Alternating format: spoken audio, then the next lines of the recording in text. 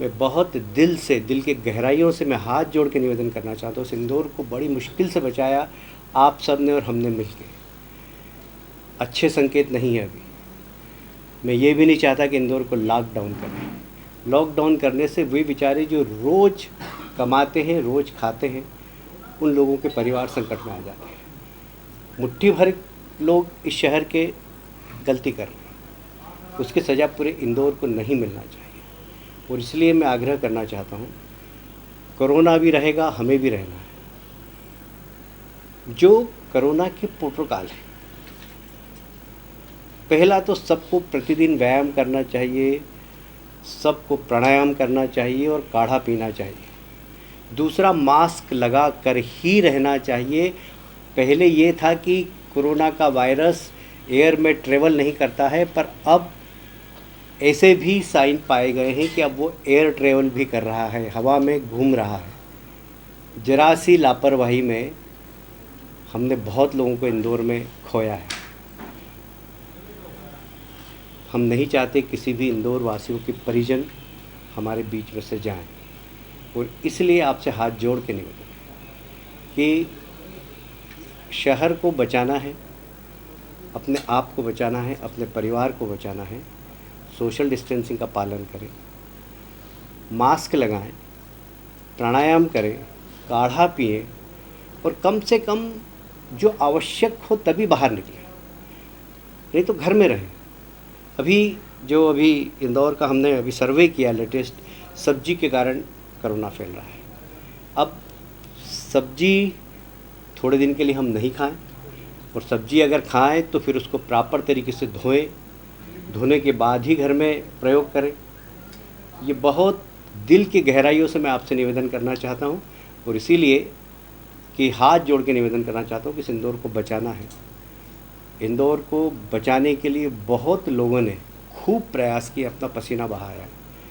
आपसे निवेदन है, कुछ मुट्ठी भर लोग जो गलती कर रहे हैं, इंदौर को सजा नहीं मिले, बस यही अपील करने के लिए मैंने सब पत्रकार बंधुओं को भी निवेदन किया था। नहीं, मैं इसका पक्षधर नहीं हूँ कि लॉकडाउन एकदम हो। हमें इंदौर शहर के लोगों को मौका देना चाहिए कि वे कोविड-19 के प्रोटोकॉल का पालन करें। और मुझे विश्वास है, इंदौर को हमने नंबर 1 बनाया है। इंदौर जन भागीदारी में नंबर 1 बना, इंदौर सफाई में नंबर 1 बना। इंदौर में सबसे पहले हमने कोरोना में कंट्रोल किया। ये सब कोई एक व्यक्ति इसका श्रेय नहीं ले सकता, पूरा शहर को मैं श्रेय दूंगा। लोगों ने बहुत कोऑपरेट किया, हर वर्ग के लोगों ने कोऑपरेट किया, और इसलिए कुछ लोग यदि शहर को लापरवाही से लेंगे और उसकी सज़ा शहर भुगते, ये उचित नहीं है। और इसलिए अभी इंदौर शहर में कुछ लोगों को मौका देना चाहिए, और लॉकडाउन की बहुत आवश्यकता हो तो ही करना चाहिए, नहीं तो को समझाइश देंगे क्या आप? मुझे पता नहीं सांसद जी ने क्या कहा, पर यदि उन्होंने ऐसा कहा है तो मैं उनसे ज़रूर चर्चा करूँगा। देखिए, दोनों विषय में राज्य सरकार फेल है। कोविड-19 में भी राज्य सरकार पूरी तरह से फेल है। आज ही आपने देखा होगा हेडलाइन बंगाल के अखबारों में कि घर पे फ़ोन गया कि आपका पेशेंट ठीक हो गया, आप ले जाइए, और वहाँ जाके देखा तो उसकी लाश पड़ी थी 24 घंटे पहले से। तो अस्पताल में इतनी अराजकता है, बहुत सारा पैरामेडिकल स्टाफ नौकरी छोड़कर चला गया है। हॉस्पिटल में कोई बाथरूम साफ़ करने वाले नहीं है, और इतनी बुरी हालत है बंगाल के हॉस्पिटल्स की कि वहाँ अराजकता हो गई है, और वो विभाग मुख्यमंत्री जी के पास है। ऐसे ही तूफ़ान में भी प्रधानमंत्री जी ने 1000 करोड़ रुपया जो भेजा, वो टीएमसी के कार्यकर्ताओं में बढ़ गया। उसको लेकर कार्यकर्ताओं में आपस में मारपीट हुई। फिर अभी ममता जी ने कुछ सरपंच स्तर के लोगों को बर्खास्त किया, तो वहीं के एक सीनियर मिनिस्टर ने कहा कि गड़बड़ तो ऊपर है, और ऊपर के लोगों को आप संरक्षण दे रहे हैं और नीचे के लोगों को सिर्फ आईवाश है। ये वरिष्ठ मंत्री ने बयान दिया, तो आज सारे अखबारों में बंगाल के फ्रंट पेज में छपा है। तो बंगाल की स्थिति बहुत ख़राब है, और ममता जी अपना विश्वास खो चुकी है। आज चुनाव हो अगर तो 2/3 बहुमत से भारतीय जनता पार्टी की सरकार बनेगी। नहीं, कमलनाथ जी का चेहरा बहुत साफ, क्योंकि उन्होंने जिस तरीके से वादे किए थे, एक भी वादा पूरा नहीं हुआ। किसानों का 2 लाख का कर्ज, नौजवानों को रोजगार भत्ता, कामकाजी महिलाओं को यहाँ तक कि मुख्यमंत्री कन्यादान योजना जिससे मध्य प्रदेश को बहुत लोकप्रियता मिली थी, उसकी राशि बढ़ा दी 51,000। पर इंदौर के ही कुछ समाजों ने पिछली आखा तीज पर शादी की थी, आज तक उनको पैसा नहीं मिला। जिनकी शादी थी उन बालिकाओं को बच्चा हो गया, तो उनको पैसा करने मुख्यमंत्री कन्यादान का नहीं मिला। तो इस प्रकार लापरवाह गैर जवाबदार सरकार जो कन्यादान का पैसा नहीं दे, हमारे यहाँ अन्नदान, कन्यादान, शिक्षादान इसका बड़ा महत्व होता है। जो सरकार इतनी लापरवाही करे कि कन्यादान का पैसा नहीं दे, वो सरकार कैसे रह सकती है इस मध्य प्रदेश? फिर वो पार्टी की सरकार फिर से कैसे आ सकती है या उनके विधायक कैसे जीत सकते हैं? मुझे उसकी पूरी जानकारी नहीं है, क्योंकि मैं अभी न मीडिया को मैंने देखा है, न सोशल मीडिया को देखा। मैं 4 घंटे से एकदम बिजी था।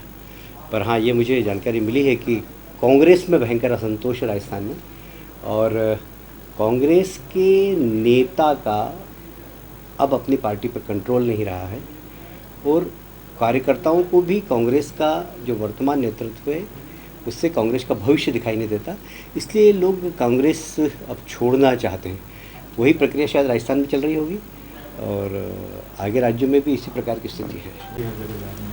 केंद्र सरकार ने पूरा सहयोग किया।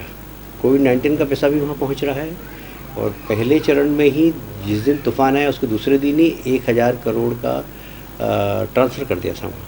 पर उसका डिस्ट्रीब्यूशन इतना अराजकपूर्ण हुआ है कि दूसरी राशि सरकार कैसे भेजे। वहीं पर अभी टीएमसी के लोगों में ही झगड़ा चल रहा है कि इसने ज़्यादा खाया, इसने कम खाया, इस बात को लेकर बात चल रहा है। हौर सिंह जी क्या कर रहे हैं मुझे नहीं पता, और वो बड़े नेता हैं, इसलिए उनके बारे में कोई टिप्पणी भी नहीं कर सकता मैं। और जहाँ तक रमेश जी के मंत्रिमंडल का सवाल है, तो ये शुद्ध रूप से मुख्यमंत्री जी का एक प्रिविलेज होता है कि किसको बनाना, किसको नहीं बनाना। अब संगठन में भी बहुत सारे लोगों की ज़रूरत लगती है। देखिए, आप हमेशा उनको संगठन का काम दिया रमेश जी को, कभी झाबुआ की जवाबदारी दी, कभी महेश्वर की जवाबदारी दी, कभी कुक्षी की जवाबदारी दी, अभी सावेर की जवाबदारी दी उनको। तो सभी मंत्री बने ये तो संभव नहीं, कुछ लोगों को संगठन की जवाबदारी भी दी जाती है। जैसे मुझे ही, मैं पिछले 5 साल से बंगाल में संघर्ष कर रहा हूँ, तो मुझे भी एक टास्क दिया है कि इस टास्क को आपको करना है। तो ये तो पार्टी का आदेश का पालन सबको करना है। कांग्रेस में टैलेंट की कदर ही नहीं है। जब उनके नेता को ही टैलेंट पर विश्वास नहीं है, कोई क्या करेगा? जो समझदार व्यक्ति कोई भी अब कांग्रेस में कैसे रहेगा, ये एक प्रश्न चिन्ह सारे देश के अंदर हो गया। क्योंकि जिस तरीके से राहुल जी ने अभी प्रश्न पूछे हैं चाइना को लेकर, तो ऐसा लगता है कि उनके प्रश्न से कि चाइना की लड़ाई मोदी जी से नहीं है, 130 करोड़ जनता से लड़ाई है। और उनके प्रश्न पूछने का लाभ यदि हमारे दुश्मन देश को मिलता है, तो मैं समझता हूँ कि ये बहुत ही निम्न स्तर की